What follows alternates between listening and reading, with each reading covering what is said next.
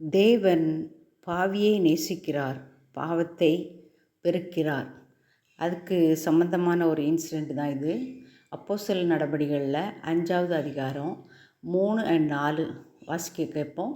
பேதுரு அவனை நோக்கி, அனனியாவே, நிலத்தின் கிரயத்தில் ஒரு பங்கை வஞ்சித்து வைத்து பரிசுத்த ஆவியினிடத்தில் பொய் சொல்லும்படி சாத்தான் உன் இருதயத்தை நிரப்பினதென்ன?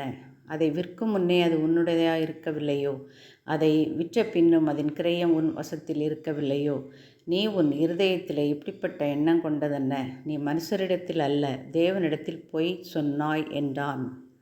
அனனியா இந்த வார்த்தைகளை கேட்கவே விழுந்து ஜீவனை விட்டான்.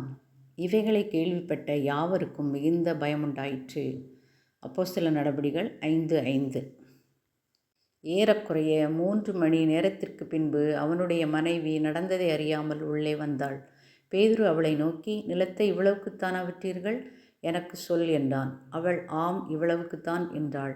பேதுரு அவளை நோக்கி, கர்த்தருடைய ஆவியை சோதிக்கிறதற்கு நீங்கள் ஒருமனப்பட்டதென்ன? இதோ உன் புருஷனை அடக்கம் பண்ணினவனுடைய கால்கள் வாசற்படியிலே வந்திருக்கிறது, உன்னையும் வெளியே கொண்டு போவார்கள் என்றான்.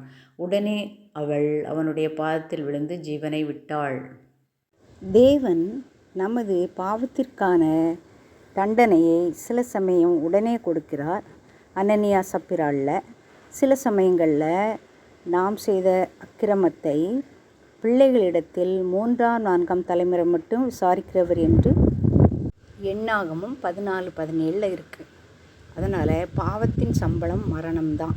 அந்த மரணத்திலிருந்து நம்ம விடுவிக்கப்பட வேண்டும் என்றால் நாம் ரட்சிக்கப்பட வேண்டும். ரட்சிக்கப்படுவது எப்படின்னு நான் ஷார்ட் வீடியோஸ் போட்டிருக்கேன், நீங்கள் பாருங்கள். அதில் ஏதாவது டவுட் இருந்ததுன்னா கமெண்ட்ஸில் எழுதுங்க, நம்ம கிளாரிஃபை பண்ணிக்கலாம். ரட்சிப்பு ஒன்றே விலையேறப்பெற்றது, அதை நாம் பெற்றுக்கொள்ள வேண்டும்.